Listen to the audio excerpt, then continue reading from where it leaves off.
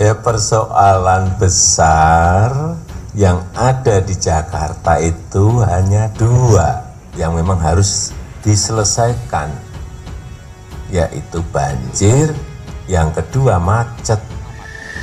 Jadi seluruh titik banjir di Jakarta itu kita datangi, petugas kita ada di sana. Meskipun banjir ini menjangkau seluruh kawasan. Jadi kalau kita lihat dari mulai Bogor sampai Jakarta, itu curah hujannya luar biasa tinggi. Kali Ciliwung yang sudah kita sepanjang 33 km yang sudah ditangani normalisasi 16 km. Kalau pengalaman saya sih sebetulnya Jakarta itu pompa semua udah cukup oke, bendungan tanggul juga udah oke.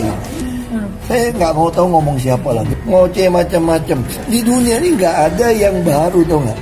Kita negara yang terlambat bangun itu untung. Nggak usah teori baru dan nyontek aja kesalahan negara lain. Kalau negara lain udah seperti itu, kita nyontek. Ya udah, saya pikir kayak gitu ya.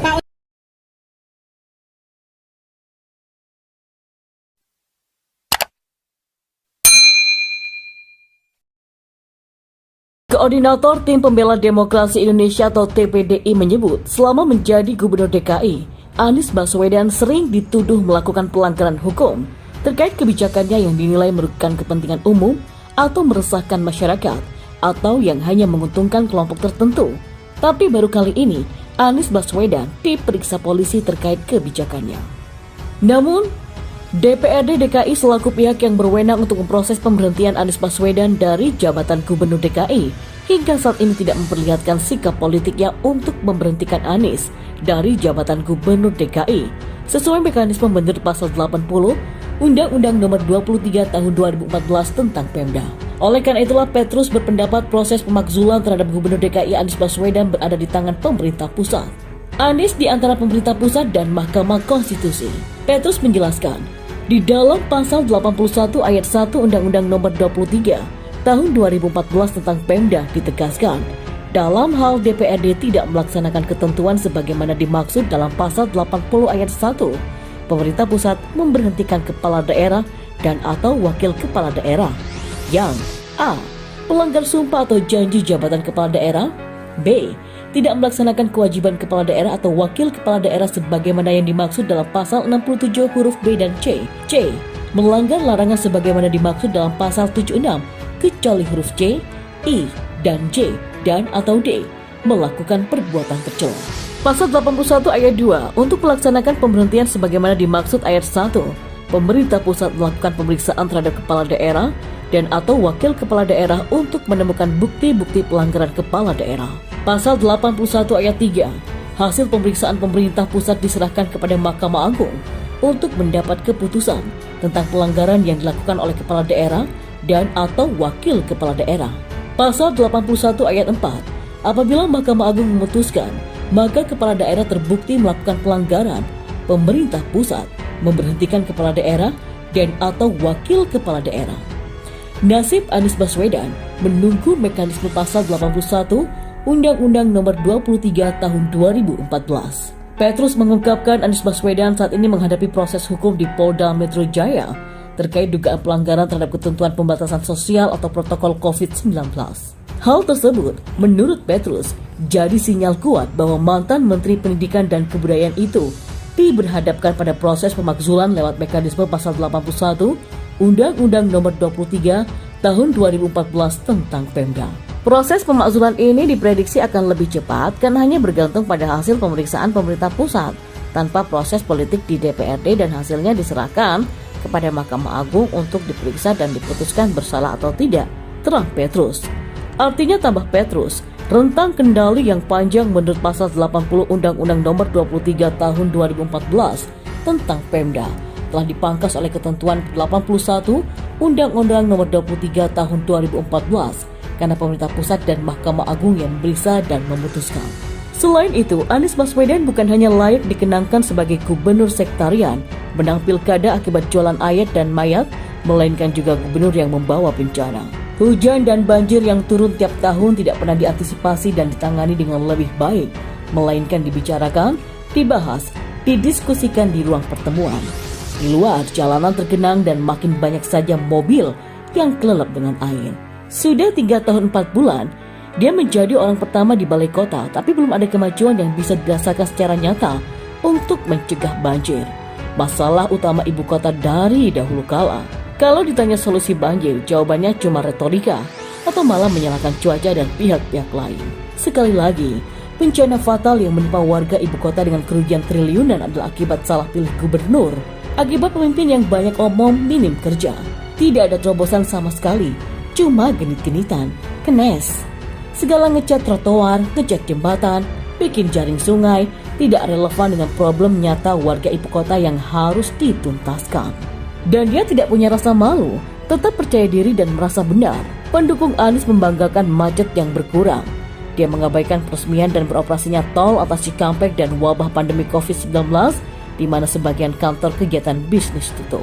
Para wakil rakyat dan politisi Kebon Sirih pun menghalalkan segala cara untuk mendukung junjungannya. Oposan tak berdaya karena ikut kebagian APBD-nya, yang waras dan idealis jadi minoritas. Kali ini, kelas menengah yang jadi korbannya, pemukiman orang kaya terdampak banjir. Pelajaran untuk orang kaya, jangan cuek sama politik. Sekarang Jakarta dikuasai Taliban Baswedan. Kalau Anda nggak peduli pada siapa gubernur di ibu kota, maka rasakan saja ketika pemukiman Anda, aset Anda, puluhan mobil Anda, semua mengapung. Anda tak peduli dengan membiarkan Anies menang. Anda selama ini tak terganggu oleh ulahnya. Jokowi, Ahok, dan pemerintah pusat sudah membuat proyek sodetan Ciliwung di Jatinegara, tapi tak ada eksekusi lanjutannya, membuat saluran mandek. Anies takut menggusur 600 keluarga di sana karena merugikan secara politik, tapi dia mengorbankan warga ibu kota secara keseluruhan. Para politisi terus membelanya, menimpakan kepada pemerintah pusat dan daerah penyangga. Anggaran penanggulangan banjir mencapai 4 triliun rupiah, tak jelas peruntukannya untuk apa. Cuma buat beli speaker toa sama perahu karet. Pengungsian para korban banjir jadi objekan oknum. Makin banyak pengungsi, makan pesta oknumnya. Bukan rahasia lagi, karenanya banjir di ibu kota dilestarikan. Anies Baswedan mengatakan salah satu penyebab banjir di sejumlah wilayah ibu kota adalah hujan dengan intensitas ekstrim yang terjadi pada Jumat malam sampai Sabtu pagi. Lantas, dia itu apa? Pak RT, Hansip, mosok gubernur ibu kota nggak antisipatif? Sebelumnya dia menyebut banjir Jakarta disumbang kiriman air dari hulu. Pokoknya alasannya ada saja. Nah, berdasarkan data dari Badan Nasional Penanggulangan Bencana, per 2 Januari 2020, terdapat 63 titik banjir di wilayah DKI Jakarta. Dan secara keseluruhan terdapat 169 titik banjir untuk Jabodetabek dan juga Banten. Pernyataan Anies tersebut bertolak belakang dengan fakta yang ada di lapangan. Anies sebagai gubernur tidak bisa menyalahkan siapa-siapa kecuali dirinya sendiri.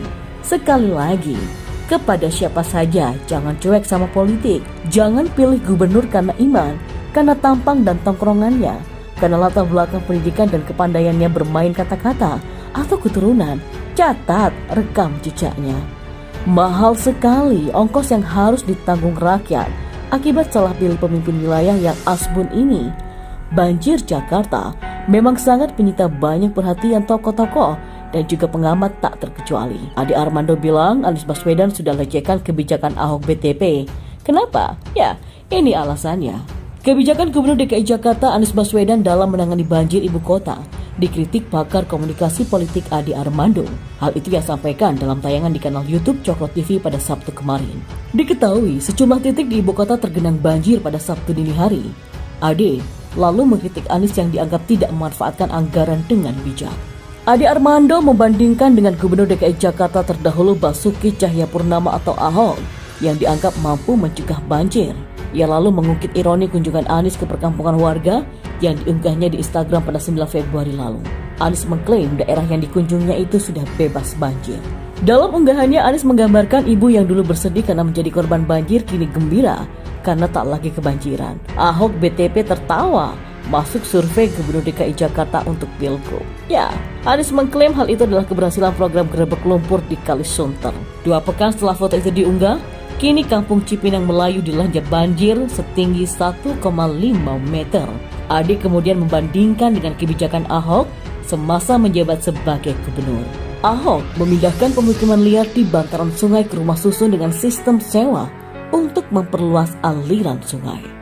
Menurut Ade, kebijakan Anies jauh bertentangan.